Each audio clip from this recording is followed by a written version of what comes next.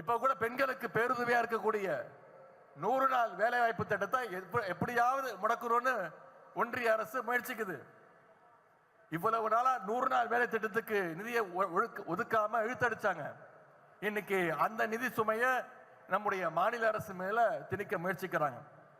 இதையும் நம்முடைய முதலமைச்சர் தான் முதல் ஆளா எதிர்த்து குரல் கொடுத்திருக்கிறார். ஆனா நம்பர் 1 அடிமை திரு எடப்பாடி பழனிசாமி அதற்கும் ஒன்றிய அரசுக்கு இன்னைக்கு முட்டு கொடுத்துட்டு இருக்கிறார். முரட்டு பக்தர் கேள்விப்பட்டிருப்பீங்க, முரட்டு தொண்டர் பார்த்திருப்பீங்க. ஆனா இன்னைக்கு ஒரு முரட்டு அடிமைய நம்ம கண்ணு முன்னாடி நடத்தி காட்டுறார் திரு எடப்பாடி பழனிசாமி அவர்கள்.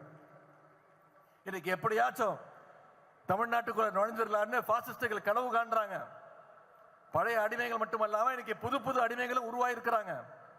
அவங்க எத்தனை பேர் வேணாலும் கிளம்பி வரட்டும். திராவிட முன்னேற்ற கழகத்தை நம்முடைய தமிழ்நாட்டை அவங்களால தொட்டு கூட பார்க்க முடியாது. அதற்கு இங்க இருக்கக்கூடிய நம்முடைய மகளிர் படை நிச்சயம் ஒரு காவல் அரணாக தமிழ்நாட்டுக்கு இருப்பாங்க. ஒவ்வொரு அரசுக்கும் ஒரு அடையாளம் இருக்கும். ஒன்றிய பாஜக அரசு எடுத்துக்கிட்டீங்கன்னா அதோட அடையாளம் பாசிசம்னு சொல்லுவாங்க. முன்பு இருந்த அதிமுக அரசுடைய அடையாளம் அடிமை அதிமுக அரசுன்னு சொல்லுவாங்க. ஆனா நம்முடைய திராவிட மாடல் அரசுக்கு என்ன அடையாளம்?